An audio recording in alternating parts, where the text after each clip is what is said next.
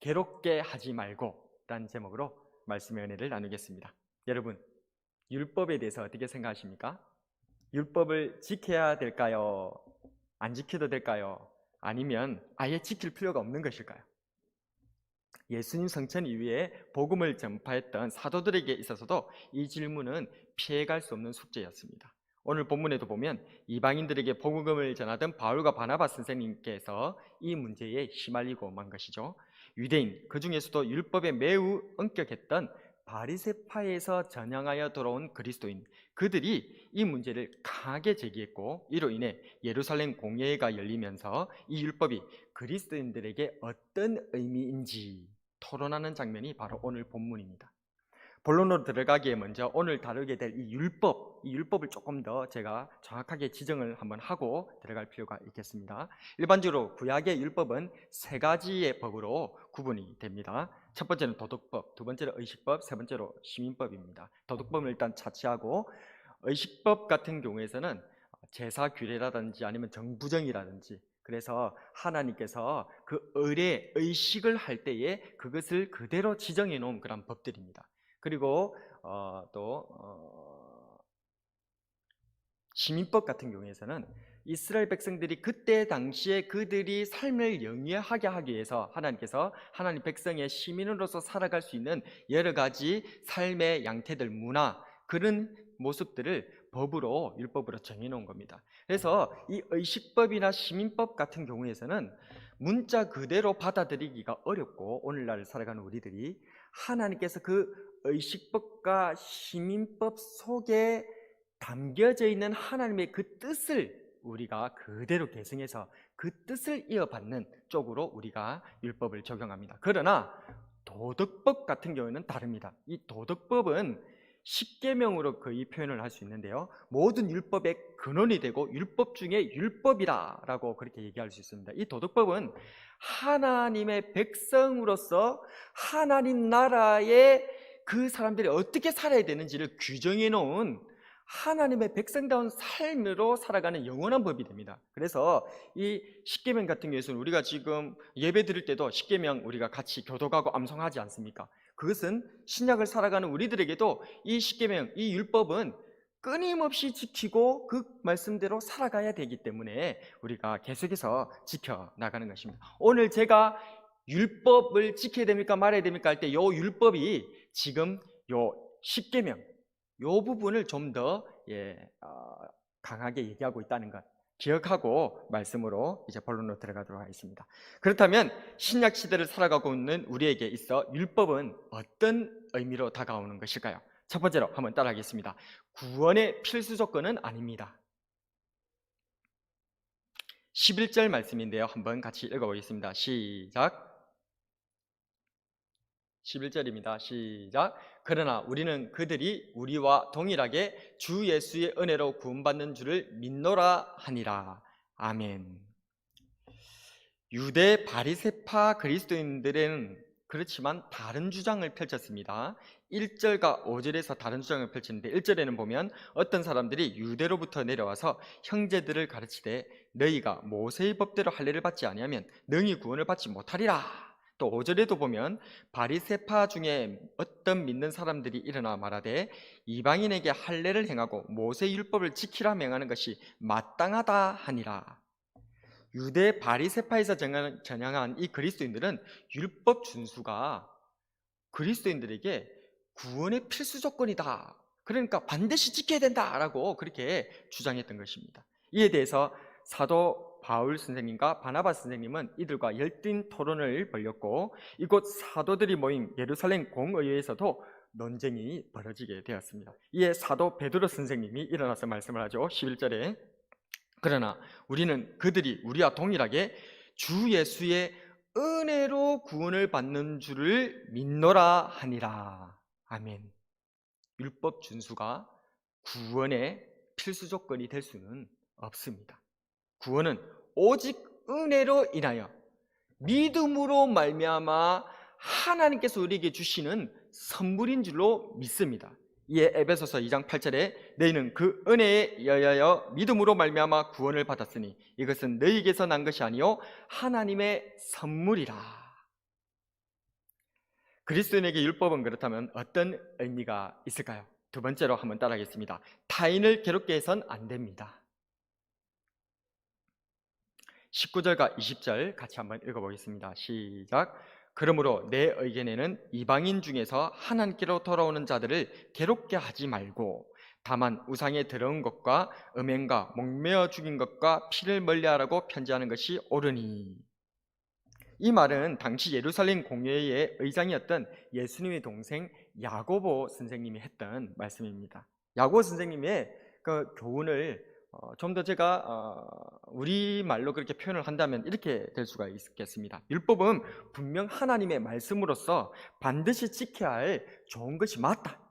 하지만 우리 유대인들은 어려서부터 이것을 지켰기 때문에 두말할 나위도 없이 지키는 것이 익숙하기도 하고 또 지키는 것이 좋고, 그래서 지키는 것이 마땅한데, 그러나 이방인들에게 있어 이 율법 준수는 너무 생소하고 그들의 삶과는 너무 상이한 부분들이 있기 때문에 이것을 그대로 강요하고 또 무조건 지키라고 하는 것이 굉장히 어렵다. 그것은 그들에게 짐을 지우는 것이 되고 괴롭게 하는 것이 된다. 그러니까 특별히 우리 유대인들은 잘 지키되 이방인들, 그들이 복음으로 들어오는 그들이 복음을 받아들이는 데 앞서서 이 율법을 너무 지나치게 강요하는 것은 좀 자제하자.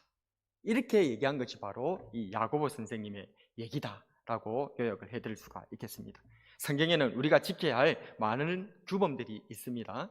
우리가 이 하나님의 명령을 순종하면 분명히 하늘의 신령한 복, 땅의 기름진 복을 받게 될 줄로 믿습니다. 그러나 모든 일에는 때가 있고 순서가 있기 마련입니다. 특별히 우리에게 있는 새가족이나 믿음이 연약한 분들에게 예수님의 십자가와 부활이라는 이 은혜의 복음이 들어서기도 전에 율법이라고 하는, 또 교회의 여러 가지 규례라고 하는 여러 가지 그러한 법들로 그들을 지치게 하고 괴롭게 해가지고 이 복음 가운데 서지도 못하도록 그렇게 해서는 안 될 것입니다. 그래서 율법 저항으로 괴롭게 하는 그런 일들이 우리들에게는 없는 그런 일들이 있었으면 좋겠습니다. 자, 그렇다면 그리스도인에게 율법은 어떤 의미가 있을까요? 마지막으로 한번 따라하겠습니다. 사람을 살리는 데 사용해야 합니다. 마태복음 12장 10절에서 12절인데요. 한번 같이 읽겠습니다. 시작. 한쪽 손 마른 사람이 있는지라 사람들이 예수를 고발하려 하여 물어 이르되 안식일에 병 고치는 것이 옳으니까? 예수께서 이르시되 너희 중에 어떤 사람이 양 한 마리가 있어 안식일에 구덩이에 빠졌으면 끌어내지 않겠느냐? 사람이 양보다 얼마나 더 귀하냐? 그러므로 안식일에 선을 행하는 것이 옳으니라 하시고, 예수님께서는 안식일에 병자를 고쳐주셨습니다. 바리새인들은 율법을 부정적인 데 사용한 반면 예수님은 긍정적인 데 사용한 것을 우리가 특징으로 잡을 수가 있습니다.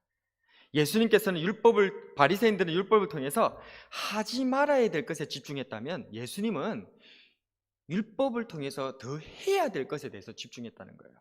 그래서 바리새인들 같은 경우에서 계속 안식일 논쟁을 계속 일으키는데, 그들은 율법을 지키기 위해서 안식일, 율법에 범하지 않게 하는 일들의 금지 조항에 대해서 굉장히 주목했다는 거예요. 그러나 예수님은 도리어 하나님의 뜻을 더 적극적으로 지켜며 나아갈 수 있는, 하나님을 기쁘시게 할 것이 무엇인가를 적극적으로 생각해 봐라는 거예요. 그리고 그것을 해라는 것입니다. 이것이 율법과 복음의 근본적인 차이점입니다. 예수님께서 접근하시는 방법과 바리새인들이 접근하는 방식의 근본적인 차이라는 것입니다. 그렇습니다. 주님께서는 율법의 진정한 의미인 사람을 살려서 하나님께 영광을 돌려드리려고 하는 이것에 실천하셨던 것입니다. 우리도 주님과 같이 율법을, 하나님의 말씀을 사람을 살리는 데에 사용하시는 저와 여러분 되시기를 축복합니다. 한편 종교개혁가 멜랑히톤, 루터, 그리고 칼빈 선생님, 이런 분들은 율법의 세 가지 용법에 대해서 가르쳤는데요, 우리는 이들의 가르침을 통해서 오늘날 그리스도인에게 있어서 율법의 의미를 좀 더 명확하게 정리해 볼 수 있을 것입니다. 그 대략적이고 핵심적인 내용을 오늘 말씀이 나온 김에 또 짧게 한번 정리하면서 들어가게 된다면, 이러한 종교개혁가들이 정리했던 율법의 세 가지 용법, 첫 번째는 정치적 용법입니다.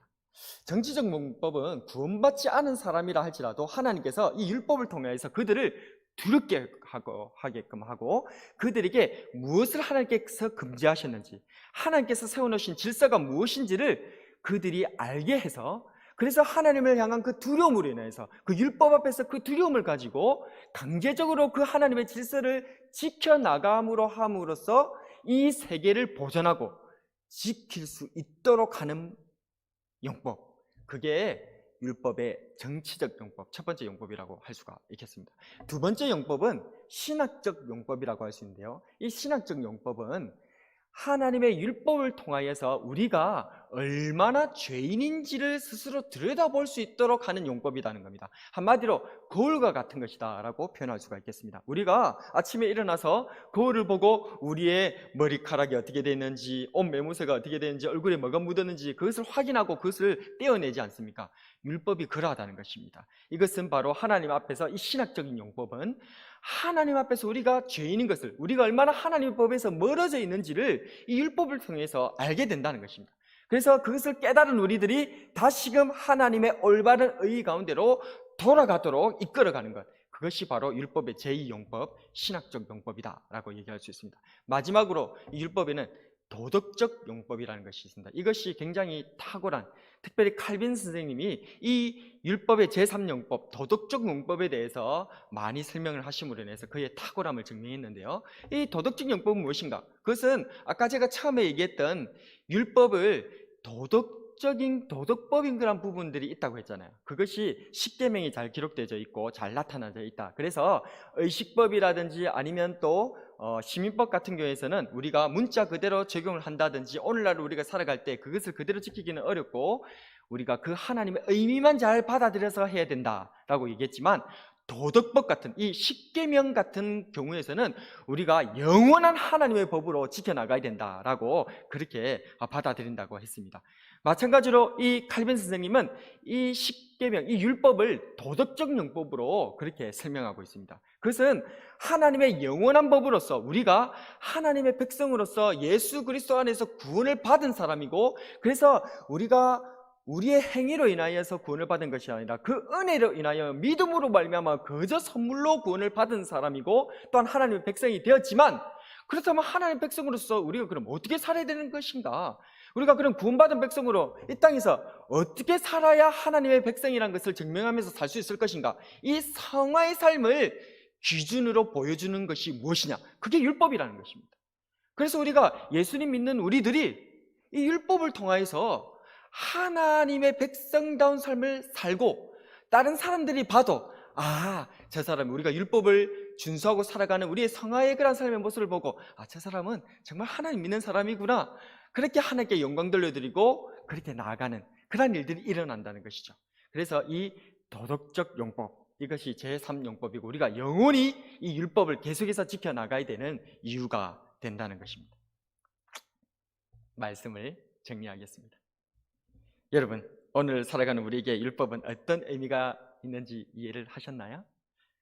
그리스도인에게 율법은 어떤 의미가 있습니까? 첫 번째로, 구원과는 관계가 없습니다. 오직 구원은 은혜를 인하여 믿음으로 말미암아 선물로 받게 되는 줄로 믿습니다. 그러나 율법은 세상을 보존케 하는 하나님의 질서를 보여줄 뿐만 아니라 마치 거울처럼 우리가 죄임을 깨닫게 하여서 겸손히 하나님을 의지하도록 하는 데에 쓰임을 받고 있다는 것입니다. 그래서 이 율법을 자신에게는 엄격하게 적용하되 타인에게는, 특별히 새가족들, 믿음이 연약한 그런 분들에게는 엄격하게 하지 말고 관대하게, 그들이 신앙의 양심 안에서 자유로이 그렇게 율법을 지켜나가고 하는 법대로 살아갈 수 있도록 그렇게 도와나가는 일들이 우리들에게 필요할 것입니다. 이처럼 율법을 통해서 하나님을 영화롭게 하고 또 사람을 살려나가는 저와 여러분이 되길 주님의 이름으로 축복합니다. 오늘의 한 줄 설교 요약: 내게는 엄격하되 타인에게는 관대하자.